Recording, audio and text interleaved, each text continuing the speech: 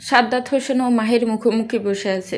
ঠিক কতগুলো বছর পর তারা একান্তে কথা বলতে বসেছে, তা হিসাবের বাহিরে। শাহিদা বেগম বদ্ধ দরজার সামনে ঘুরঘুর করছেন। এছাড়াও মোস্তফা হোসেন আর লুৎফর রহমান সব আজ সকালেই চিন্তিত মুখে ড্রয়িং রুমের সোফায় বসে আছেন।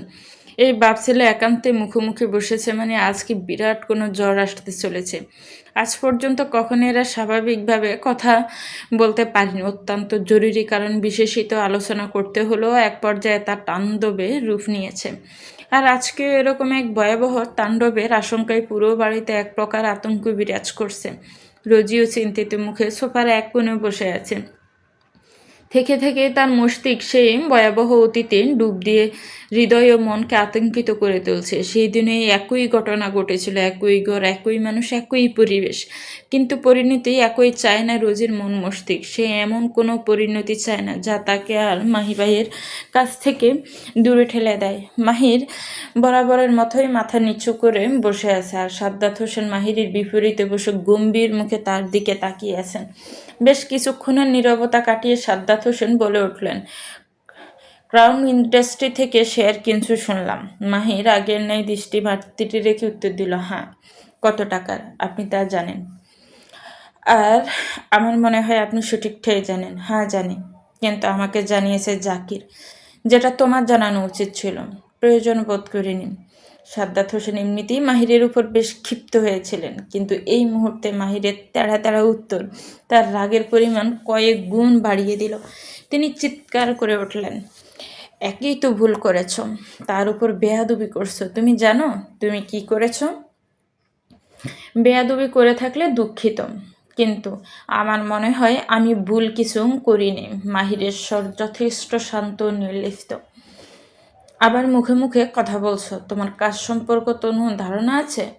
এতগুলো টাকা দিয়ে শেয়ার কিনছো যার কোনো নিশ্চয়তা নেই। তোমার কি মনে হয় ওরা এমনি এমনি এই দামি শেয়ার ইস্যু করেছে? নিজে তো ডুববে, সাথে আমাদেরকেও ডুবাবে। তুমি এক্ষুনি আমার সামনে ডিল ক্যান্সেল করবে। আমি আমার সিদ্ধান্তে অটুট। একটা থাপ্পড় খাবে বেয়াদব ছেলে। ব্যবসায় কি বুঝো তুমি? কয়টা মাসও হয়নি চেয়ারে বসেছ, এর মধ্যে নিজেকে কি ভাবতে শুরু করেছ? মাহির এবার মাথা উঁচিয়ে সাদ্দাত হোসেনের চোখের দিকে তাকিয়ে বলল, নিজেকে আর যাই ভাবি না কেন, আপনার সন্তান ভাবি না। তোমার মতো বেয়াদব ছেলে আমার সন্তান হবার যোগ্যতাও রাখে না। মাহিরের ঠোঁটের কোণে তাচ্ছিল্যের হাসি ফুটে উঠল।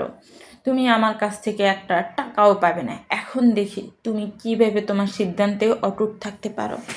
আপনি মনে হয় ভুলে যাচ্ছেন মিস্টার মীর, আমি কোম্পানির এমডি।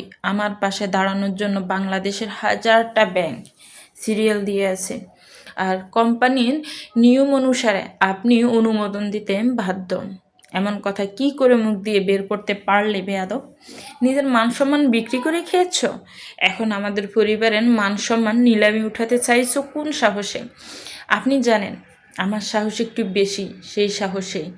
কথাগুলো বলে মাহির বসা থেকে উঠে দরজার কাছে যেতেই পিছন থেকে সাজ্জাদ হোসেন বলে উঠলেন, তুমি টাকা পাবে একটা শর্তে। 6 মাসের মধ্যে এই শেয়ার বাজার যদি দ্বিগুণে না ওঠে তাহলে নিজ ইচ্ছায় তুমি এমডি পদ থেকে পদত্যাগ করবে আর সকল দায়িত্ব থেকে অব্যাহত থাকবে। মাহির কিছুক্ষণ একইভাবে দাঁড়িয়ে থাকার পর সাদ্দাত হোসেনের সামনে এসে মুখোমুখি দাঁড়ালো। চোখের চোখ স্থির রেখে শান্ত কণ্ঠে বলল, আমি মাহির কথা দিচ্ছি 6 মাসের মধ্যে শেয়ার বাজার দ্বিগুণ বৃদ্ধি না পেলে আমি নিজ ইচ্ছায় কোম্পানি শেয়ার থেকে পদত্যাগ করব। আর যদি নির্দিষ্ট সময়ের মধ্যে বাজার দ্বিগুণ বা তার বেশি বৃদ্ধি পায় তাহলে আপনি মীর সাদ্দাত হোসেন প্রতিশ্রুতিবদ্ধ সেদিন আমি যা চাইব কোনো দ্বিধা ছাড়াই আমার হাতে তা তুলে দিবেন। মাহির বেরিয়ে আসতে শাহিদা বেগম তার কাছে এসে পিঠে হাত বুলিয়ে দিতে দিতে বললেন, সব ঠিক আছে বাবা? বাবা কি বলল? মাহির মাকে হালকা করে নিজের সাথে জড়িয়ে নিল। চিন্তা করো না মা, সব ঠিক আছে। আমি ঘরে গেলাম, রেস্ট করব। শাহিদা বেগম ছেলের কপালে চুমু খেয়ে বললেন, আচ্ছা বাবা, ঘরে গিয়ে ঘুমিয়ে পড়ো। একে একে ড্রয়িং রুমে বসে থাকা সকলেই চিন্তামুক্ত হয়ে নিজ নিজ ঘরে চলে গেলেন। যতটা ভয় পেয়েছিলেন তার তুলনায় তেমন কিছুই ঘটেনি। এতে সকলের শান্তির নিঃশ্বাসে বাড়ির বাতাস সতেজ হয়ে উঠল। বর্তমানে মীর পরিবারের সদস্যদের একটাই চাওয়া, এই বাবা ছেলের দ্বন্দ্ব চিরতরে দূর হয়ে পুনরায় প্রতিষ্ঠা হোক পিতৃস্নেহ ও পিতৃভক্তি। রোজি খুশি মনে ঘরে এসে মিচির সাথে গল্প করছে। এই 2 দিন তার কেমন কেটেছে সেই অনুভূতি জুড়ে খুলে বসেছে। এদিকে মেসিও মন দিয়ে তার রোজি পুপির গল্প শুনছে। আর মাঝে মাঝে সেও ম্যাও ম্যাও করে বুঝাতে চাইছে এই 2 দিন সে পুপিকে ছাড়া ভালো ছিল না। মাহির ব্যালকনিতে রকিং চেয়ারে বসে হাতে থাকা জ্বলন্ত সিগারেটটির দিকে তাকিয়ে থেকে ভাবছে, এই সিগারেট, এই একটা জিনিসে তাকে কখনো ছেড়ে যায়নি। সবচেয়ে কঠিন সময়ও তার সাথে থেকেছে। তাই তো দিনের বেলায় নিজেকে বিভিন্ন সাজে ব্যস্ত রেখে সিগারেট ভুলে থাকা গেলেও পুরনো এই বন্ধুকে ছাড়া তার একটি রাতেও পার হয় না। এসব ভাবনার মধ্যে ঘরের ভেতর থেকে তার ফোনের রিংটংয়ের শব্দ ভেসে এলো। কিন্তু মাহির উঠল না, উঠতে মন চাইলো না তার। পরপর দুবার কল বেজে কেটে গেল, তবুও সে একইভাবে বসে রইল। প্রায় 2 ঘন্টা পর মাহি ঘরে এলো। ঘড়ির কাঁটাতে এখন রাত 2টা। মাহির ফোন হাতে নিয়ে 2 ঘন্টা আগে কৈলাস আশফিয়ার নাম্বারে ডায়াল করলো। সাথে সাথে ওপাশ থেকে কল রিসিভ হলো। মেয়েটা মনে হয় তার ফোনের অপেক্ষাতেই বসেছিল। ওপাশ থেকে আশফিয়ার কণ্ঠ ভেসে এলো, কিন্তু সেই কণ্ঠে ছিল না কোনো স্বাভাবিক উচ্ছ্বাস, ছিল কেবল একরাশ উদ্বেগের শীতল ছায়া। এখন আর সে কল রিসিভ করেই ব্যস্ত কণ্ঠে জিজ্ঞেস করে না, ফোন রিসিভ করছিলে না কেন, ব্যাক করতে এত দেরি হলো কেন। কেননা সে জানে আশানুরূপ কোনো উত্তর সে ওপারের মানুষটার কাছ থেকে আর পাবে না। আজকাল কেন জানি মেয়েটা মাহিরের সাথে কথা বলার জন্য শব্দ খুঁজে পায় না, অথচ তার হৃদয়ে জমে থাকা আকাশ ছোঁয়া কথার পাহাড়। আশফিয়া বলল, কখন পৌঁছেছ? 9:30টার দিকে। খেয়েছ?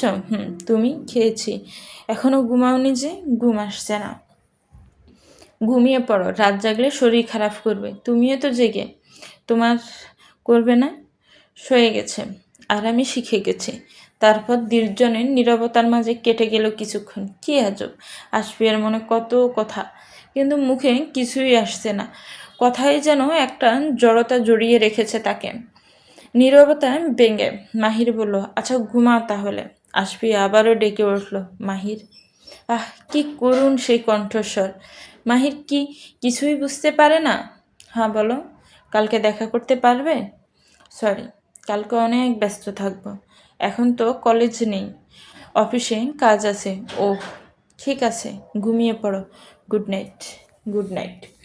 সকাল সকাল রোজি ছাদে উঠেছে পাখিটিকে খাবার খাওয়াতে। রোজির পাখিটিকে কোলে নিয়ে খাওয়াচ্ছিল। এমন সময় মাহির পিছন থেকে বলে উঠল, তোর পাখি সুস্থ হলো? মাহিরের কণ্ঠ শুনে রোজি পিছনে তাকায়। মাহির মাত্রই জিম করে এসেছে, পরনে শুধুমাত্র ঘামে আধভেজা একটা কালো রঙের স্যান্ডেল গেঞ্জি আর ট্রাউজার। পেশিবুল পরশা বাহু আর গলা থেকে অর্ধবুক দৃশ্যমান, যার উপর বিন্দু বিন্দু ঘামের ফোঁটারা অবস্থান করছে। সামনের কয়েকটা চুল গ্রামের সাথে লিপ্টে কপালে পড়ে সেখানে শিল্প তৈরি করেছে প্রাপ্তবয়স্ক সুদর্শন। মাহিরের এই উত্তাপ যে কোনো নারীর হৃদয়ে আলোড়িত করতে সক্ষম। তবে রোজির চোখে ধরা দিল না এরূপ। এই উত্তাপ রোজির হৃদয় আলোড়িত করার ক্ষেত্রে অক্ষম প্রমাণিত হলো। রোজির সরল চোখে মাহিরের দিকে তাকিয়ে তার প্রশ্নের জবাব দিতে ব্যস্ত। সুস্থ হয়নি মাহির ভাই, এখনও উঠতে পারছে না, এমনকি খাচ্ছেও না ভালোভাবে। কণ্ঠে ব্যাকুলতা, প্রতিটা শব্দের মধ্যে লুকিয়েছিল দুশ্চিন্তার ভার। চোখ মুখে চিন্তার ছাপ সুস্পষ্ট। রোজির এই ব্যাকুলতা মাহিরের হৃদয়কে আহত করে তুলল। মাহির লক্ষ্য করল অকারণ এক শূন্যতা আর মমতা মিলেমিশে বুক ভার হয়ে উঠল তার। আর তার রোজের এতটুকু অস্থিরতা তার সহ্য হয় না। মাহির বলল, আচ্ছা আমরা ওকে নিয়ে হাসপাতালে যাব। রোজের মুখখানা চিকচিক করে উঠল, সত্যি? কখন? নাস্তা করে, সাথে মিসিকেও নিস, ওকেও চেক আপ করিয়ে আনবো। এখন নিচে যা। ঠিক আছে মাহির ভাই। রোজি পাখিটিকে পুনরায় খাঁচায় রেখে নিচে চলে গেল। রোজি যাওয়ার পর মাহির পাখিটিকে হাতে নিয়ে ওর দিকে কিছুক্ষণ নিষ্পলক তাকিয়ে থাকলো। এই মুহূর্তে তার মনের দুয়ারের ওপারে কি চলছে তা বোঝা যাচ্ছে না। মাহির ড্রাইভিং করছে গন্তব্য উপশহরের birds and pet animal clinic. তার পাশে সিটে বসে আছে রোজি। গাড়ির ড্যাশবোর্ডে অবহেলায় পড়ে থাকা এফএম বাটনটি আজকে হঠাৎ মাহিরের স্পর্শে নিস্তব্ধতা ভেঙে জেগে উঠল। নীরবতা ছেড়ে সুর বেশি উঠল বাতাসে। একটা প্রেমের গান লিখেছি আর তাতে তোর নাম লিখেছি। মাঝরাতে বদনাম হয়েছে মন, কি করি এমন অসুখে, জমেছে মরণ এই বুকে। পাখি আর বিড়ালকে ডাক্তার দেখিয়ে মাহির রোজিকে নিয়ে হাসপাতাল থেকে বেরোতে যাবে, তখনই তার ফোন বেজে উঠল। মুক্তাদিরের কল। মাহির কল রিসিভ করতে ওপাশ থেকে মুক্তাদির বলে উঠল, ভাই কই তুই? বাহিরে আছি। কেন, কি হয়েছে? পারভেজ অ্যাক্সিডেন্ট করেছে। কি বলছিস? কখন? কোথায় আছে এখন? মাহিরের কণ্ঠ উদ্বিগ্নতা। শান্ত হবাই, সকালে বাইক অ্যাক্সিডেন্ট করেছে, এখন উপশহরের ইসলামী ব্যাংক হাসপাতালে ভর্তি আছে। ওহ, আমি এখন উপশহরে এক্ষুনি আসছি। হাসপাতালের বেডে শুয়ে আছে পারভেজ, মাথায় ও হাতে ব্যান্ডেজ, বাম পায়ে স্ট্রাকচার করে রাখা। খোলা বুকে কয়েকটা কাটার দাগ। এমন সময় হন্তদন্ত হয়ে কেবিনে প্রবেশ করলো মীরা। চুলগুলো এলোমেলো, পরনের জামাটাও কুচকানো। দেখে মনে হচ্ছে হাতে কাছে যেটা পেয়েছে সেটাই কোনো মতে গায়ে জড়িয়ে বেরিয়ে পড়েছে। মীরা বেডে শুয়ে থাকা পারভেজের দিকে এক নজর তাকিয়ে পাশে দাঁড়িয়ে থাকা সাজুকে জিজ্ঞেস করলো, কীভাবে হলো এসব? বাইক ছাড়া আর কীভাবে? পারভেজ এতক্ষণ চোখ বুজেছিল। মীরার কণ্ঠ শুনে সে চোখ খুলেও ওর দিকে তাকালো। মীরা, তুই মরতে পারলি না? আমি মরলে তোর বাচ্চারা বাবা ডাকবে কাকে? এতক্ষণ আটকে আটকে রাখা অশ্রুকণারা এবার জর্জর করে মীরার কপাল বেয়ে পড়তে লাগলো। পারভেজ এক হাতে বাড়িয়ে তাকে কাছে ডাকলো, আর মীরা একটুখানি সায় পেতেই পারভেজের বুকে ঝাঁপিয়ে পড়ল। সাধু তাদের একান্ত কিছু সময় দিয়ে আলগোছে কেবিন থেকে বেরিয়ে গেল। তোকে কতবার বলেছি বাইক একটু আস্তে চালাবি। ওদিকে খাটাচ্ছিস? হ্যাঁ খাটাচ্ছি। ওদিকে খাটাতে হলে সাথে থাকতে হয়। তুই ছিলি? ছিলাম তো। তাহলে আমি অনুভব করতে পারিনি কেন? সেটা তোর দোষ। আচ্ছা, ফার্স্ট ইজ ফার্স্ট। এখন অনুভব করতে চাই যান, গভীরভাবে। নিঃশ্বাসের উষ্ণতা যখন মিশে একাকার দুজন প্রাপ্তবয়স্ক নরনারীর মাঝে, কখন যেন অবচেতন আবেগে ঠোঁট ছুঁয়ে গেল ঠোঁটে। মুহূর্তে সেই স্পর্শে দুজনের হৃদস্পন্দন বাজতে লাগলো একই সুরে। এমন সময় মাহির আর রোজে দরজা ঠেলে ভিতরে ঢুকলো। ভিতরের দৃশ্য মাহিরের চোখে নিউরন হতে মস্তিষ্কের নিউরনে পৌঁছালো। মাত্র এসে রোজির চোখ দুটো হাতের তালু দিয়ে চেপে ধরে এক টানে তাকে নিয়ে বাইরে বেরিয়ে গেল। মাত্র কয়েক সেকেন্ডের অবস্থানে ভিতরের পরিস্থিতি মাহিরের বোধগম্য হলেও বোকা রোজির মাথায় কিছুই ঢুকলো না। উল্টো রোজে মাহিরকে জিজ্ঞেস করলে, এভাবে বেরিয়ে এলাম কেন? আপনার বন্ধুকে দেখবো না? পরে রোজি বাধ্য মেয়ের মতো ঘাড় নাড়িয়ে বলল, আচ্ছা। একটু পর মীরা বেরিয়ে এলো। সে মাহিরের সাথে রোজিকে দেখে রোজির কাছে গিয়ে ওকে জড়িয়ে ধরে বলল, আরে রোজি, তুমি এসেছো? হ্যাঁ আপু, পারভেজ ভাইকে দেখতে এসেছি। আচ্ছা, ভিতরে এসো। মাহির আয়। পারভেজের বেডের পাশে বসে মাহির বলল, কোথায় যাচ্ছিলি? ক্লাবে। ভাইকে রিট্রিট কত ছিল? এই ভাই, তুই কি রুগী দেখতে এসেছিস নাকি তদন্ত করতে? আঙ্কেল জানে না। মাহিরকে পকেট থেকে বের করতে দেখে পারভেজ চেঁচিয়ে বলতে লাগলো, না ভাই না, এখনই না প্লিজ। কিন্তু কে শোনে কার কথা? মাহির ফোন নিয়ে বাইরে বেরিয়ে গেল। এইদিকে পারভেজ পিছন থেকে মাহিরকে থামানোর বৃথা চেষ্টা চালাচ্ছেন। মীরা, ওকে থামতে বল। যে একটা পা ভালো আছে আমার বাপ, সেটাও ভেঙে বাড়িতে বসিয়ে রাখবে। মাহির কথা বলে ফিরে আসতে পারভেজ বলল, তোকে এতবার করে না করলাম, তাও শুনলি না? তুই চুপ থাক। এইবার নিয়ে তোর 4বার বাইক অ্যাক্সিডেন্ট করা হলো। এই একটা জীবনের কত, বাকি 3বার বেঁচে গেল। এবার নিজের দিকে তাকিয়ে দেখ। অন্তত 3 মাস হাঁটতে পারবি না, এরপরেও তুই বাইক ধরিস? তাহলে তোর মতো নির্লজ্জ পৃথিবীতে 2টা নেই। তাদের কথার মাঝে আশপিয়া আর সাজু কেবিনে প্রবেশ করলো। মাহির আশপিয়াকে দেখে সাজুর দিকে তাকালো। সাজু অপরাধীর মতো মুখ কাসুমাসু করে মাহির দিকেই তাকিয়ে আছে। মাহির একটা দীর্ঘশ্বাস ফেলে আশপিয়াকে বলল, তুমি এখানে? পারভেজ ভাইয়াকে দেখতে এলাম। যদিও পারভেজকে দেখতে আসা একটু চুত মাত্র। সে জানে মাহিরের যতই ব্যস্ততা থাক না কেন, এই মুহূর্তে তাকে বন্ধুর পাশেই পাওয়া যাবে। তাই তো মাহিরকে এক নজর দেখার এই সুযোগটা হাতছাড়া করেনি সে। আশপিয়া, পারভেজ ও মীরার সাথে টুকটাক কথা বলার এক পর্যায়ে ওর চোখ যায় কেবিনের একপাশে চুপচাপ বসে তাদের কথা মনোযোগ দিয়ে শোনা রোজের দিকে। কেবিনের এক কোণে বসে থাকা রুজিকে দেখে আশফিয়া বলল, মাহির, ওটা তোমার কাজিন না? তারপর মাহিরের উত্তরের অপেক্ষা না করে সে রুজির কাছে গিয়ে হাসি মুখে ওকে জিজ্ঞেস করলো, তোমার নাম কি আপু? রোজিয়া হাসি মুখে উত্তর দিল, রোজে। আশফিয়া ওর গাল টেনে দিয়ে বলল, তোমার নামও তো তোমার মতোই মিষ্টি। এদিকে মীরা ওদের কাণ্ড দেখছে আর মনে মনে ভাবছে, আশফিয়া ওই কে তা তুমি জানতে, তাহলে তোমার চোখে ওকে মিষ্টি লাগতো না, বরং বিষ লাগতো, বিষ, একেবারে কালনাগিনীর বিষ। এর মধ্যে ডাক্তার এলেন পায়ের চেক আপ করতে। এই চেক আপ অনেকটাই ব্যথাদায়ক। একজন নার্স কিছুক্ষণ গুরুত্বপূর্ণ ওষুধ আনতে বললে সাজু গেল সেগুলো আনতো। নার্সটি এবার মাহিরদের উদ্দেশ্যে বললেন, রোগীর কেবিনে এখন এত ভিড় রাখা যাবে না, আপনাদের কিছুক্ষণের জন্য বাইরে যেতে হবে। পারভেজ বলল, মীরা, মাহির, তোরা থাক। মধ্যবয়স্ক ডাক্তারটি স্যালাইন সেট করতে করতে বললেন, কেন? ওরা থাকলেই কি আপনার ব্যথা কমে আসবে? পারভেজ বলল, স্যার, ওরা আমার সাহস, আর মনে সাহস থাকলে শরীরের ব্যথা তুচ্ছ থাকে। ডাক্তারটি মুচকি হেসে বললেন, বন্ধু বুঝি? অটুট সহচর স্যার। মাহির ও মীরা ভিতরেই রয়ে গেল, আর আশফিয়া রোজিকে নিয়ে ওয়েটিং রুমে এসে বসলো। আশফিয়া রোজির হাত দুটো নিজের হাতে নিয়ে বলল, তো রোজি, তুমি আমাকে চিনো? না, চিনি না, তবে মনে হচ্ছে মাহির ভাইয়ের ফ্রেন্ড হবেন। ফ্রেন্ড সম্পূর্ণ ভুল বলনি, তবে তার থেকেও গভীর কিছু। গভীর কিছু মানে? আশফিয়া রোজির গাল টেনে বলল, মানে আমি তোমার মাহির ভাইয়ের গার্লফ্রেন্ড। আশফিয়ার কথা শুনে রোজির চোখ দুটো বড় বড় হয়ে গেল। আশফিয়া বলল, এভাবে তাকিয়ে আছো কেন? আমাকে ভাবি হিসেবে পছন্দ হয়নি? না, মানে আমি জানতাম না যে মাহির ভাইয়ের প্রেমিকা আছে। এমন একটা খবর হঠাৎ পেয়ে চমকে গেছি। আচ্ছা, তোমার মাহির ভাই তাহলে আমার কথা জানায়নি তোমাদের? না, কখনো বলেনি। তবে এবার আমি বুঝেছি ওনার বিয়ে না করতে চাওয়ার কারণ। আশফিয়া এবার একটু নড়েচড়ে উৎসুক হয়ে জিজ্ঞেস করলো, কেন? তোমার ভাইয়া বুঝি বিয়ে করতে চায় না? একদম না। বাসা থেকে বিয়ের কথা বললে মাহির ভাই অনেক রেগে যায়। আর রাখবেই বা না কেন?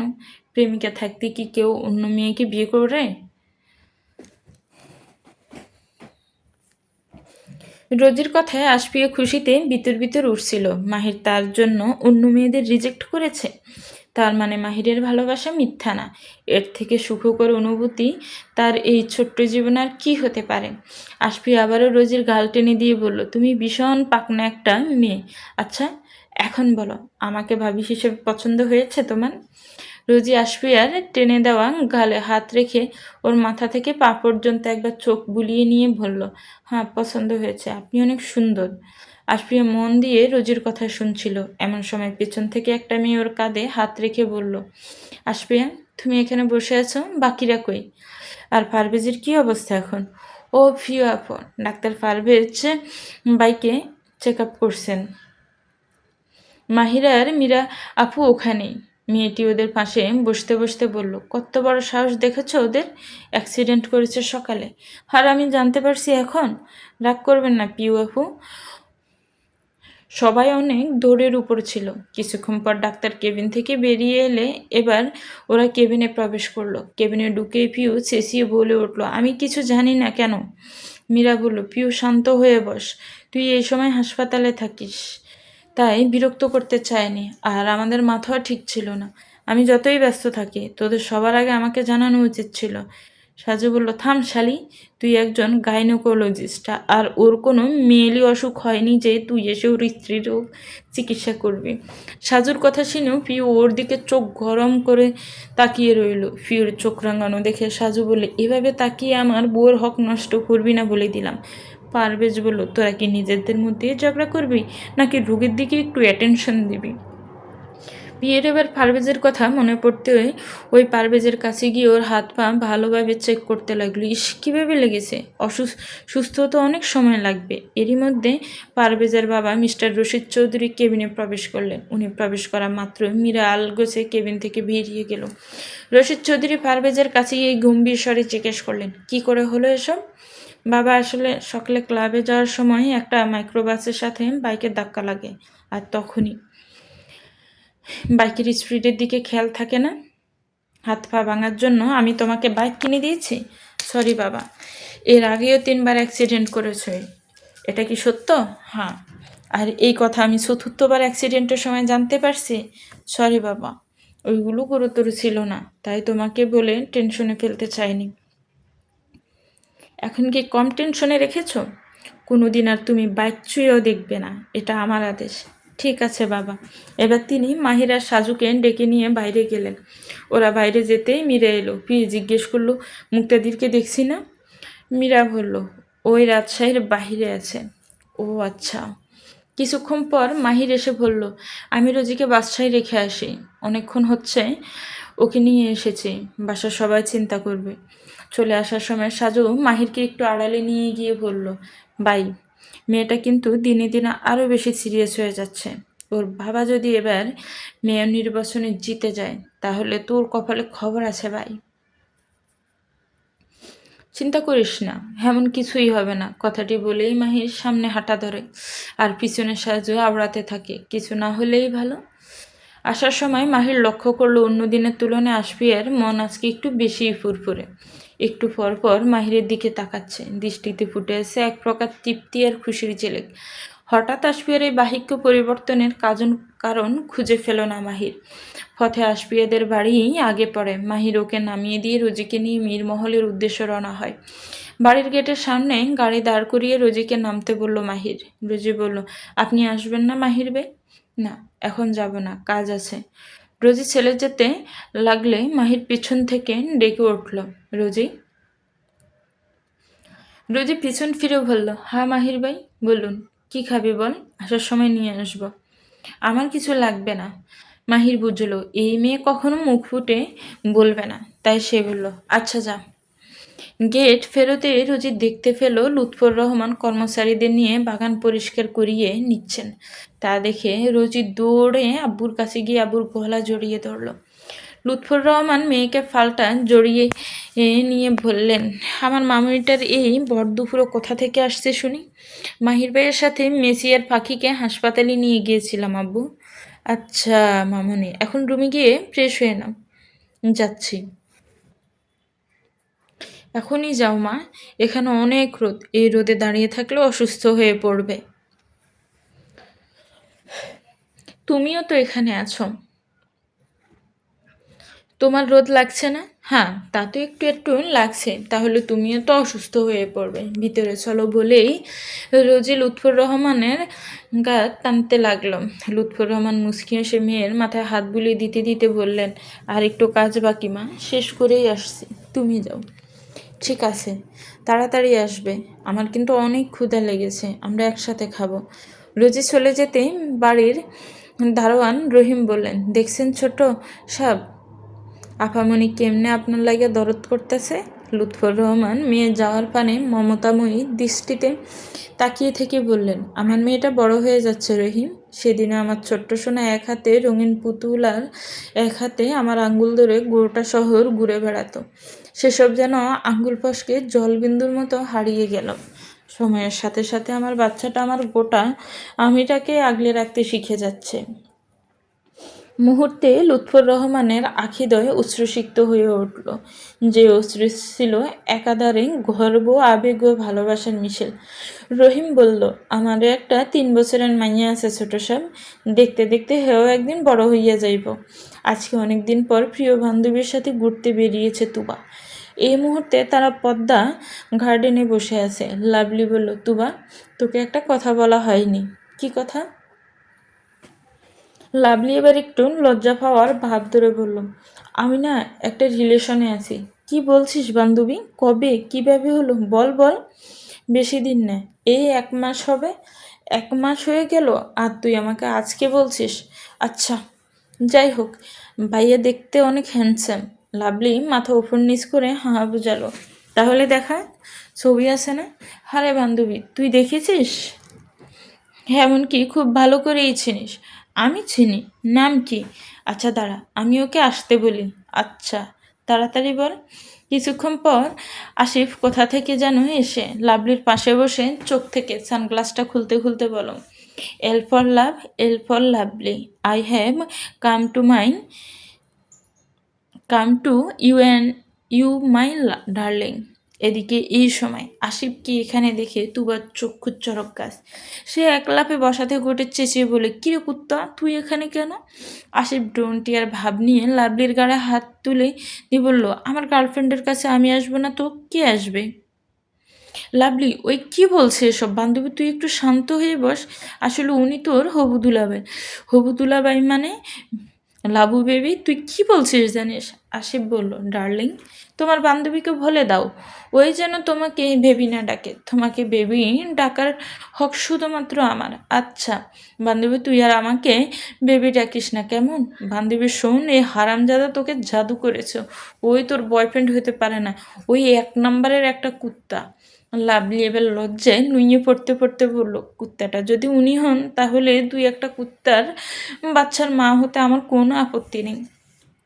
আসিফ লাভলির মুখের দিকে তাকিয়ে বলল, ডার্লিং, ইন্ডিকেটলি তুমি কি আমাকে কুত্তা বললে? লাভলি দুই গেলে হাত ছোঁয়াতে ছোঁয়াতে বলল, আস্তাক ফিরুল্লাহ নাউজুবিল্লাহ, তোমাকে কেন কুত্তা বলবো জান? ওটা তো কথার কথা। আচ্ছা ঠিক আছে, এখন বলো আমার ডার্লিংটা কি খাবে? কিছু না জান, তুমি পাশে থাকলে আমার ক্ষুধা লাগে না। তোমার মিষ্টি মিষ্টি কথা শুনেই আমার পেট ভরে যায়। আল্লাহ যেন বদ হজম হয়ে যায়। দাঁত চিবিয়ে চিবিয়ে কথাগুলো বলে তুবা দুবদাব পা ফেলে গেটের দিকে হাঁটা ধরল। তুবার চলে যাওয়া দেখে পিছন থেকে আসিফ চিৎকার করে বলছে, পেতনি, থুক্কু, তুবা যাস না, বাইরে ড্রাইভার নেই। তারপর আবার লাভলির দিকে তাকিয়ে বলে, লাভলি, তুমি একাই বাসায় যেতে পারবে তো? হ্যাঁ, আব্বু নিতে আসবে। তুমি দেখো আমার বান্ধবীটা কোথায় গেল। আচ্ছা থাকো, বাই। তুবা পার্কের গেটের সামনে দাঁড়িয়ে এদিক ওদিক ড্রাইভারকে খুঁজছে। এমন সময় আসি বাইক নিয়ে ওর সামনে দাঁড়িয়ে বলল, এদিক ওদিক তাকিয়ে লাভ নেই, ড্রাইভার চাচা গাড়ি নিয়ে চলে গেছে, বাইকে উঠে পড়। তোর বাইকে উঠবো? জীবনেও না। আচ্ছা তুই চাচাকে চলে যেতে বলিসনি তো? হ্যাঁ আমিই বলেছি, এখন বাইকে ওঠ। আব্বুর কাছে আজকে যদি আমি তোর নামে বিচার না দিয়েছি তাহলে আমার নামও তুবা নয়, তোর নাম এমনিতেও তুবা নয়। এছাড়াও বিচার দিতে হলে আগে বাড়িতে পৌঁছাতে হবে। তুবার কিছুক্ষণ একইভাবে দাঁড়িয়ে থেকে ভাবতে লাগলো, তার কাছে ফোন নেই যে সে এখন কল করে ড্রাইভারকে আসতে বলবে। এছাড়া সে কখনো একা রিক্সায় উঠেনি, তাই রিক্সা নিতেও সাহস পাচ্ছে না। তার ভাবনার মধ্যে আসিফ আবারও বলল, তুই কি উঠবি নাকি আমি চলে যাব? তুবে এবার বাধ্য হয়ে বাইকে উঠে বসলো। আস্তে চালাবি, শক্ত করে ধরে বস। ধরণীর বুক থেকে সূর্য হেলে পড়েছে কিছুক্ষণ আগে। সন্ধ্যা নেমে এসেছেন নিঃশব্দে। প্রকৃতি ধীরে ধীরে দিনের আবরণ খুলে এক অদৃশ্য শীতলতা ছড়িয়ে দিয়েছে চারদিকে। ব্যস্ততম শহরের ব্যস্ততা যেন তখনও পুরাবার নয়।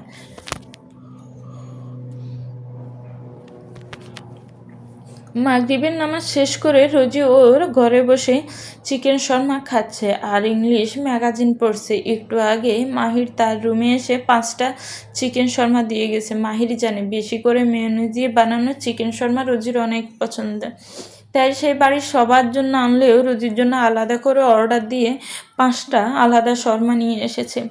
রোজি মুখ ভর্তি করে শর্মা চিবোচ্ছে আর মনে মনে অত্যন্ত মনোযোগ সহকারে ম্যাগাজিনের একটা কমেডি ডায়লগ পড়ছে। এমন সময় হঠাৎ মাহির হুড়মুড়িয়ে রুমে প্রবেশ করলো এবং রোজি কিছু বুঝে ওঠার আগে মাহির ওর গালে একটা থাপ্পড় লাগিয়ে দিল।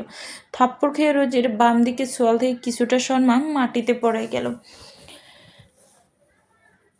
সাথে সাথে বাম হাতটা স্বয়ংক্রিয়ভাবে গালে স্থান করে নিল। এর মধ্যে হন্ততন্ত হয়ে ছুটে আসা শাহিদা বেগম রোজিকে গালে হাত দিয়ে দাঁড়িয়ে থাকতে দেখে যা বুঝার বুঝে গেলেন। তিনি কিছুক্ষণ দরজার কাছে দাঁড়িয়ে রইলেন, তারপর মাহিরের সামনে এসে ওর গালেও কষি একটা থাপ্পড় লাগিয়ে দিয়ে কর্কশ কণ্ঠে বলে উঠলেন, রোজির গায়ে হাত তুলেছিস কোন সাহসে? তোকে আমরা এই শিক্ষা দিয়েছি? এখানে ওর দোষটা কোথায়? কিন্তু এসবে মাহিরের কোনো ভাবমূর্তি লক্ষ্য করা গেল না। সে রোজির দিকে চল শক্ত করে তাকিয়ে আছে। এই মুহূর্তে মাহিরের চোখে অন্ধকার দেখছে। কপালের কাঁপতে থাকা রগগুলো চামড়া বেদ করে বেরিয়ে আসতে চাইছে। নীলমণির আকর্ষণীয় চোখ জোড়াতে রক্তিম শিখায় নিচে বেড়াচ্ছে। ভয়ঙ্কর সেই চোখের দিকে তাকিয়ে রোজি কিছুক্ষণ আগে পাওয়া শারীরিক ব্যথা ভুলে গেল। শান্ত মাহিরের রাগান্বিত রূপ তাকে আতঙ্কিত করে তুলেছে। নিঃশব্দে আতঙ্কে মেয়েটার বুক কেঁপে উঠল। চোখের কোণে জল জমা হলো কয়েক ফোঁটা অশ্রুকণা। ঠিক সেই মুহূর্তে মাহিরের দৃষ্টি আটকে গেল রোজুর অশ্রু সজল চোখে। সেই জলেই থমকে গেল মাহির। সম্পূর্ণরূপে ক্রোধের সম্মোহন থেকে বের হতে সে অনুভব করলো সে কি করেছে, কিসের রাগ কোথায় এসে জেড়েছে। মাহির তার চোখ দুটো খিসে বন্ধ করে দুহাত মুষ্টিবদ্ধ করে ক্রোধের পাঁচির ভাঙার চেষ্টা করতে লাগলো। শাহিদা বেগম রোজির মাথাটা বুকে নিয়ে কাঁদছেন। তিনি নিজেও ছেলের চোখের দিকে তাকাতে পারছেন না। মাহিরের এতটা রাগান্বিত রূপ তিনি আগে কখনো দেখেননি। কাপা ঠোঁটে রোজি কিছু বলার আগে চোখের কোণে জমে থাকা অশ্রুকণাগুলো গাল বেয়ে মাটিতে পড়ে গেল। মাহির আর এক মুহূর্ত দাঁড়ালো না সেখানে। বন্ধ চোখের পলক আলাদা হওয়ার আগেই সে রুম ত্যাগ করলো। এদিকে রোজি মাহিরের যাওয়ার পানে ছলছল নয়নে তাকিয়ে রইল। ইতিমধ্যে শাহিদা বেগমের চেঁচামেচি শুনে উর্মিলা খাতুন ও তানজিলা বেগম এসে হাজির হয়েছেন। কিছুক্ষণ আগের ঘটনা। মাহির মাত্রই ফ্রেশ হয়ে বেরিয়ে ল্যাপটপ নিয়ে বসেছে।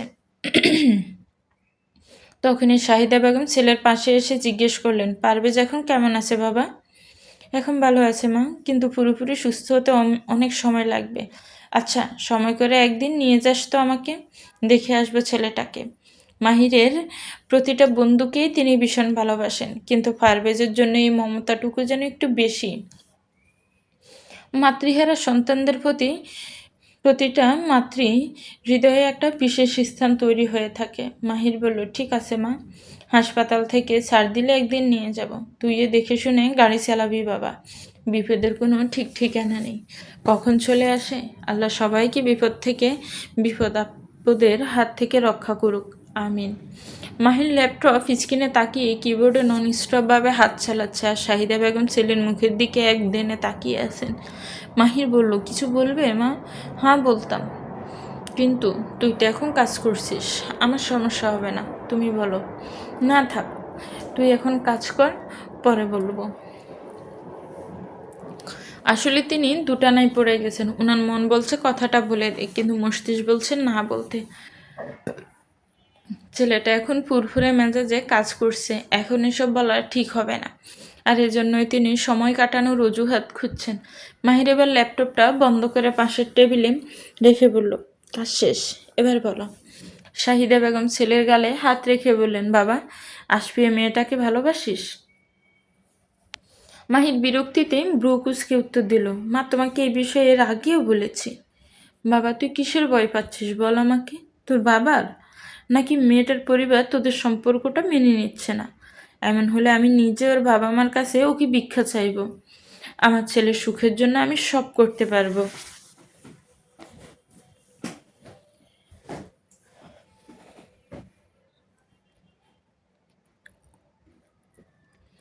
মা, তোমার মাথা খারাপ হয়ে গিয়েছে? কিসের সম্পর্ক, কিসের ভিক্ষা? তুমি কি বলছো এসব? আমি জানি আসপিয়া তোর জীবনে বিশেষ কেউ। তুই আমার সাথে একটু ফ্রি হয়ে দেখ বাবা, আমাকে বল কি হয়েছে। আমি তোর চোখের ভাষা বুঝি শোনা। তোর চোখের দিকে তাকালেই আমি উপলব্ধি করতে পারি তুই ভালো নেই। এক সমুদ্র অনন্ত নীল বিষ আমার চোখের সামনে নিঃশব্দে গ্রাস করে নিচ্ছে আমারই নাড়ি ছেঁড়া ধনের প্রাণ শক্তি। আমি মা হয়ে তা কীভাবে সহ্য করবো বাবা? শেষের কথাগুলো বলতে গিয়ে ওনার চোখ হতে কয়েক ফোঁটা নোনার জল গড়িয়ে পড়লো। পরনের ওড়নায় মুহূর্তে শুইতে ওড়না তা চুষে নিল। মায়ের এমন হাহাকার মাহিরের সহ্য হচ্ছে না। তার হৃৎপিণ্ড বুক ছিঁড়ে বেরিয়ে আসতে চাইছে। সে চাইলেও তার মনের কষ্টগুলো প্রকাশ করতে পারছে না। এই মুহূর্তে তার প্রচণ্ড রাগ হচ্ছে, তবে সে বুঝতে পারছে না তার ঠিক কার উপর রাগ করা উচিত। নিজের উপর হোক না সব চোখের দাদা, কিন্তু সব কিছুর জন্য সে তো নিজেই দেয়। কিন্তু মানুষের কি তাদের নিজেদের ভুলগুলো চোখে পড়ে? মায়ের মাথায় দু হাত বুলিয়ে টেনে ধরে হাতের কোনোই হাঁটুতে দৌড় দিয়ে বসে আছে। সে মনে মনে বলছে, তুমি আমার চোখের ভাষা বুঝতে পারো না মা, পৃথিবীর কেউ এই ভাষা বুঝতে পারে না। কেন মা, কেন? আমার চোখ কি এতটাই গভীর যে কেউ পড়তে পারে না, নাকি কেউ চেষ্টাই করেনি? আজ যদি মাহির তার মায়ের মতো চোখের জলের সাথে মনের কষ্টগুলো বের করে দিতে জানত, তাহলে তার হাঁটুর উপরে ট্রাউজারের অংশটা কয়েক ফোঁটা অশ্রুতে ভিজে উঠত। শাহিদা বেগম মাহিরের পাশে বসে একটু পরপর চোখের কার্নিশ বেয়ে গড়িয়ে পড়া অশ্রু আঁচলে তুলে নিচ্ছেন। হঠাৎ মাহিরের কিছু একটা মনে হতে সে মাথা তুলে মায়ের দিকে তাকিয়ে বলল, রোজি কি তোমায় কিছু বলেছে? শাহিদা বেগম সরল মনে উত্তর দিলেন, ওই তো আমাকে বলল তোর আর মেয়েটার সম্পর্কের কথা, আজকে হাসপাতালে নাকি ওদের দেখা হয়েছে। কথাটা মাহিরের কানে ফোসাতে ওর সব দোষের বার গিয়ে পড়ল রোজির ঘাড়ে। মাহির চট করে উঠে হাঁটা দিল রোজির ঘরের দিকে, আর তার পিছন পিছন শাহিদা বেগমও ছুটে চললেন। তবে তিনি কোনো অক্ষরে টের পাননি তার ছেলে এমন একটা কাজ করতে পারে। এই বাড়ির সবাই জানে মাহির রোজিকে ঠিক কতটা ভালোবাসে, আর সেই মাহির আজকে একটা সামান্য বিষয় নিয়ে রোজির গায়ে হাত তুলেছে, এটা তিনি স্বচক্ষে দেখেও বিশ্বাস করতে পারছেন না। শাহিদা বেগম রোজির গালে বরফ বসিয়ে দিচ্ছেন। পাশে উর্মিলা খাতুন, তানজিলা বেগম আর সকিনা বিবি বসে আছেন। উর্মিলা খাতুন বললেন, ছেলেটার হঠাৎ কি হলো ভাবি? হয়তো রোজির গায়ে হাত তোলার ছেলে না। শাহিদা বেগম নিশ্চুপ। তানজিলা বেগম মেয়েকে বললেন, তুমি কি কিছু করেছো রোজি? তাছাড়া এমনি এমনি তো আর মাহির তোমাকে মারবে না। রোজি মলিন কণ্ঠে বলল, আমি কিছু করিনি আম্মু। উর্মিলা খাতুন বললেন, ভাগ্যিস বড় ভাইজান বাসায় নেই, না হলে আরেক দফা তুলো কালাম হয়ে যেত। সকিনা বিবি চুপচাপ বসে আছেন। তিনি প্রত্যক্ষভাবে কারো পক্ষ নিতে পারছেন না, কেননা এখানে দুইজনই তার প্রিয় নাতি। তিনি বললেন, শাহিদা, দাদুভাইকে একবার ফোন করো। এই রাতে আবার কোথায় গেল? বাসায় আসতে বলো তাড়াতাড়ি। শাহিদা বেগম প্রাণহীন হেসে বললেন, আপনার নাতিকে এখন ফোনে পাওয়া যাবে না মা। এবার তিনি বসা থেকে উঠেন, দাঁড়িয়ে উর্মিলা খাতুনকে উদ্দেশ্য করে বললেন, উর্মিলা, আমাকে এক গ্লাস লেবু জল বানিয়ে দাও তো। উর্মিলা খাতুন ব্যস্ত হয়ে জিজ্ঞেস করলেন, ভাবি, তোমার শরীর খারাপ লাগছে? ডাক্তারকে আসতে বলবো? না না, ডাক্তার হবে না, তুমি শুধু একটু লেবু পানি আমার ঘরে নিয়ে এসো। আচ্ছা ভাবি, তুমি ঘরে গিয়ে বসো, আমি নিয়ে আসছি। রাতে খাবারের টেবিলে তুবা লুৎফুর রহমানকে উদ্দেশ্য করে বলল, চাচ্ছু, জানো তোমার ছেলে প্রেম করে? তুবার কথা শুনে লুৎফুর রহমান বিষম খেয়ে গেলেন। ছেলে বড় হয়েছে, আর কয়েকদিন পর ভার্সিটি শেষ হয়ে যাবে, এখন একটু একটু প্রেম ভালোবাসায় জড়াবে, এটাই স্বাভাবিক। কিন্তু এই সময় সবার মাঝে তুবার এমন কথায় বাড়ির সবাই বেবাচেকা খেয়ে গেল। সামনে আসি বসে আছে, ছেলের সামনেই ছেলের প্রেমের বিষয় পাশ হোক, তা কেউ চাইলেন না। বলার হলে ছেলে নিজেই বলবে। সবার ব্যবসা লক্ষ্য করে তুবা বলল, কি হলো সবার? জিজ্ঞেস করবে না কার সাথে? উর্মিলা খাতুন বললেন, তুবা, খাবার সময় এত কথা বলতে হয় না। কথা বলবো না, আমি শুধু মেয়েটার নাম বলবো। সাদ্দাত হোসেন বললেন, তুবা, আর একটাও কথা নয়, চুপচাপ খাওয়া শেষ করো। তুবা বুঝলে কেউ তার কথা শুনতে আগ্রহী নেই, তাই সে রাগে মেগে খেতে শুরু করলো। অন্যদিন হলে কেউ না কেউ জানতে চাইলো, রোজি নিশ্চয়ই জানতে চাইতো মেয়েটার সম্পর্ক, কিন্তু আজকে সে নিচ্ছুপ। নীরবে তাকিয়ে আছে প্লেটের দিকে। আশিপ এতক্ষণ তুবার দিকেই তাকিয়েছিল। এক পর্যায়ে তুবাও তার দিকে তাকালে সে তুবাকে চোখ মেরে নীরবে হাসতে লাগলো। এতে তুবার রাগ আরও বেড়ে গেল। সে সম্পূর্ণ খাবার শেষ না করেই উঠে গেল। তবে এত কিছুর মাঝে মাহিরের কথা উঠল না একটি ভারের জন্য। সবাই জানে সে যখন খুশি নিজের মতো আসবে, খাবে। আজকে ডাইনিংয়ে দেখা গেল না শাহিদা বেগমকেও। রাতের নিস্তব্ধতায় পর্দার ফাড়ে সিগারেট হাতে দাঁড়িয়ে আছে মাহির। চারিদিকে নিস্তব্ধ অন্ধকার, শুধু নদীর স্রোতের শব্দ একটুখানি জীবনের ইঙ্গিত বহন করে। বুকের ভেতর কষ্ট জমে আছে পাহাড়ের মতো, অথচ চোখের কোনো সুখ না। বারবার তার নিজের করা ভুলের জন্য কষ্ট পায়। তার নিষ্পাপ রোজ। মেয়েটার দোষ কি? তাকে পাগলের মতো ভালোবাসা কি শুধুমাত্র প্রণয়কেই হয়? প্রণয় তো ভালোবাসার একটা রূপ মাত্র, আর সেটাই তো প্রকৃত ভালোবাসা, যেটা হয় হৃদয়ের। মেয়েটা তাকে হৃদয় থেকে ভালোবাসে বলেই তো সব কিছুর মাঝে তার মাহির ভাইয়ের ভালোটাই খোঁজার চেষ্টা করে। রোজি একটু পর পর মাহিরের রুমে গিয়ে দেখে আসছে মাহির এসেছে কিনা। রাত 12টা পেরিয়ে গেছে, কিন্তু মাহিরের বাড়ি ফেরার নাম নেই। রোজি জানে মাহির তাকে এমনি এমনি মারেনি, সে নিশ্চয়ই কিছু একটা দোষ করেছে, কিন্তু দোষটা কি সেটা অনেক মাথা খাটিয়ে ধরতে পারছে না সে। রোজি টেবিলের উপর দুহাত বাজ করে তার উপর থুতনি রেখে আজকে ঘটে যাওয়া সকল ঘটনা একে একে বিশ্লেষণ করছে। আর সামনে বসে থাকা মিসিকে তা শোনাচ্ছে, কিন্তু এখনো পর্যন্ত এমন কোনো কিছু পায়নি যেটাতে মাহিরের রেগে যাওয়ার কথা। হঠাৎ রোজির মনে হলো সে মাহির আর রাশফিয়ের সম্পর্কের কথা বড় আম্মুকে বলে দিয়েছে। রোজি মেসিকে উদ্দেশ্য করে বলল, আচ্ছা মেসি, ওনারা রাশফি আপুর সম্পর্কের কথা কথা বড় আম্মুকে বলে দিয়েছি বলে কি উনি আমার উপর রেগে গিয়েছেন? কিন্তু এতে তো আমি ওনার সুবিধাই করে দিয়েছি, তাই না? তাহলে কি মাহির ভাই নিজেই সবাইকে বলে সারপ্রাইজ দিতে চেয়েছিলেন? হ্যাঁ, তাই হবে। আমি ওনার সারপ্রাইজ প্ল্যান নষ্ট করেছি, তাই তিনি আমার উপর রেগে গিয়েছেন। এতটাই রেগে গিয়েছেন যে আমাকে মেরেছেন পর্যন্ত। রোজি কপাল ছাপড়াতে ছাপড়াতে বলল, ওফ রোজি ওফ, তোকে কেন লাফাতে লাফাতে সব বলে দিতে হবে?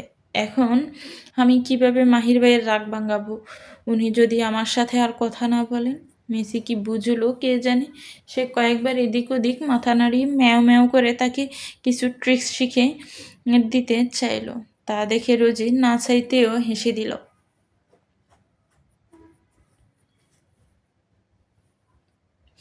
শাহিদা বেগম চোখ বন্ধ করে নিজের ঘরে শুয়ে আছেন। তিনি আর সাদ্দাত হোসেন দুই একটা স্বাভাবিক দম্পতির মতো হলো তারা বহুকাল থেকেই আলাদা ঘুমান। রাতের এই দূরত্ব ব্যতীত তাদের মাঝে আর কোনো দূরত্ব পরিলক্ষিত হয় না। শাহিদা বেগমের চোখ দুটো মাত্রই লেগে এসেছে, কিন্তু চেতনাবাজ মন এখনও সচেতন। ঘুমের মধ্যেই তিনি নিজের মাথার পাশে কারো অস্তিত্ব অনুভব করলেন। তারপর চুলের ভাঁজে এবার শাহিদা বেগমের ঘুম ঘুম ভাবটাও কেটে গেল। তিনি চোখ খুলতেই দেখতে পেলেন মাহি তার মাথার কাছে মেঝেতে হাঁটু গেড়ে বসে মাথায় হাত বুলিয়ে দিচ্ছে। মাহির মাকে জেগে উঠতে দেখে বলল, মা, তোমার ঘুম ভাঙিয়ে দিলাম না তো? শাহিদা বেগম ছেলের থাপ্পড় মারা গালটিতে সযত্নে হাত বুলিয়ে দিতে দিতে বললেন, না বাবা, আমি ঘুমাইনি। আচ্ছা তাহলে উঠো, এখন আমার ক্ষুধা লেগেছে, খাবার খাবার দিবে। আচ্ছা তুই ফ্রেশ হয়ে আয়, আমি খাবার নিয়ে আসছি। এখানে নিয়ে আসার প্রয়োজন নেই, আমি নিজেই নিচে আসছি। তুমি খাবার রেডি করো, দুজনে একসাথে খাবো। মাহির ডাইনিং টেবিলে চেয়ার টেনে বসতে বসতে বলল, বাকি সবাই খেয়েছে মা? শাহিদা বেগম ছেলেরা আজ হঠাৎ করায় এই প্রশ্নের মানে বুঝলেন।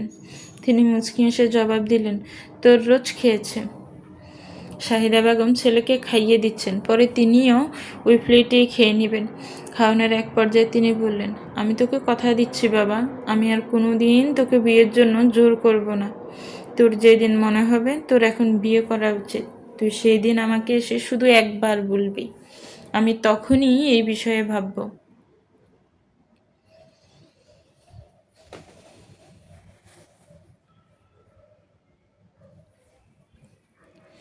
তুমি আমার উপর রাগ করে আছো মা?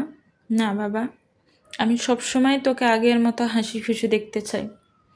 ভেবেছিলাম একটু বিয়ে করালে হয়তো এটা সম্ভব, কিন্তু আমি বুঝতে পেরেছি আমার বিয়ের প্রেশার তোকে দিন দিন বেশি প্রাণহীন করে তুলছে।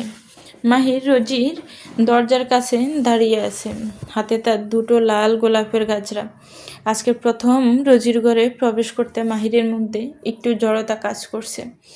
যদিও এখন মধ্যরাত, কিন্তু মাহির জানে তার রোজ এখনও জেগে, আর তার ভাবনার জগতে এখন মাহিরই বিচরণ করছে। এখন সে এটাও বুঝতে পারছে তার রোজ তার উপর ভীষণ রেগে আছে। মাহির কখনো আহ্লাদ করে কারো রাগ ভাঙায়নি, কখনো প্রয়োজন হয়নি, কিন্তু আজকে সে তার প্রিয় মানুষটার রাগ ভাঙাতে প্রস্তুত। এতে যত আহ্লাদ করতে হয় হয় সে করবে। মাহির দরজাটাতে টাচ করতেই তা একটু খুলে গেল। তা দেখে মাহির বুঝলো দরজা খোলা।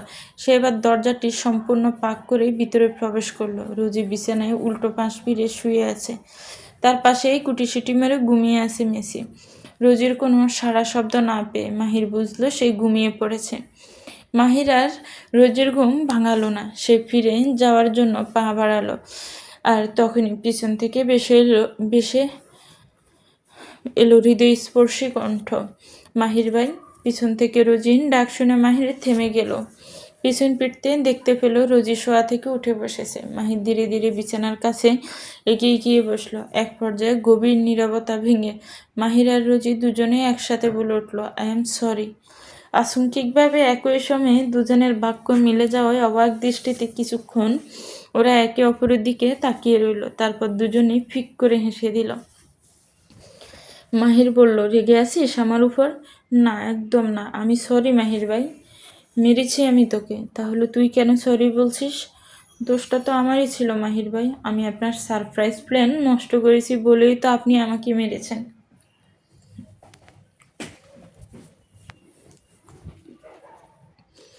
মাহির ব্রুকুসকে জিজ্ঞেস করলো, কি সারপ্রাইজ? আশফি আপু আর আপনার সম্পর্কের কথা বড় আম্মুকে বলে আপনার সারপ্রাইজ নষ্ট করে দিয়েছি।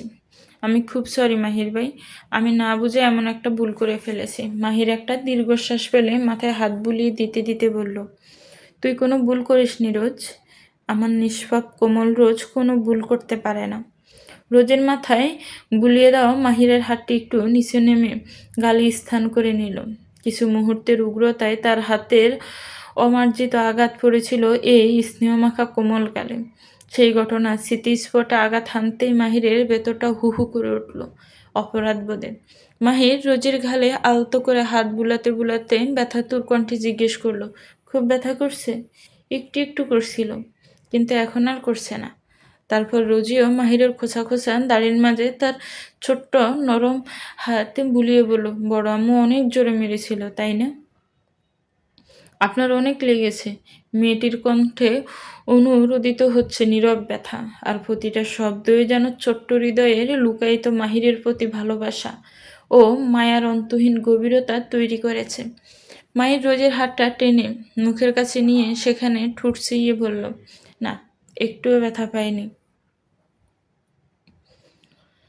মাহির এবার সাথে করে আনা হ্যান্ড কাজরা দুটো আলতো করে রোজির কবজিতে পরিয়ে দিল। রোজি তাকিয়ে রইল সেদিকে, চোখে আনন্দের ঝিলিক। এরপর মাহির মুষ্টিবদ্ধ হাত রোজির দিকে বাড়িয়ে দিল। তা দেখে রোজি মিষ্টি হাসি হেসে তার হাতও এগিয়ে দিল। দুজনে হাত একসাথে মিশে গেল ফিস্ট বাম্পে। সাথে সাথে দুজন একসাথে উচ্চস্বরে বলে উঠল, ম্যাজিক। সেই মুহূর্তে মাহির তার হাত খুলে চকচকে কাগজে মোড়ানো ছোট ছোট কয়েকটা মিল্ক ক্যান্ডি বের করে ধরল। তা দেখে বিস্ময়ে রোজির চোখ উজ্জ্বল হয়ে ওঠে। সে খিলখিলিয়ে হেসে বলে উঠল, ম্যাজিক ভ্যানিশ।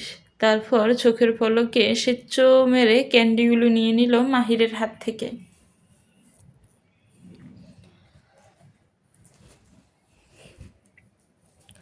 এটা মাহিরের পুরনো টেকনিক।